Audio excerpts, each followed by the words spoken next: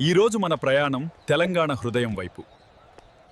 ప్రపంచానికి ప్రత్యేకమైన ఒక వంటకం కథ తెలుసుకుందాందా. ఇది హైదరాబాదీ హలీం. ఒక వంటకం కాదు, ఒక సంప్రదాయం. తుర్కుల ప్రభావం వచ్చిన కాలంలో పుట్టిన ఈ వంటకం హైదరాబాద్ నేలలో కొత్త జీవం పొందింది. గోధుమలు, మటన్, పప్పులు, నెయ్యి ఇవి హలీం హృదయం. గంటల తరబడి నిదానంగా వండుతారు. ఒక్క క్షణం కూడా తొందరపడరు. ఇది మాంసం కాదు, ఇది ఒక శక్తి మిశ్రమం. రంజాన్ మాసంలో ఇది ప్రతి ఇంటి ఆహారం.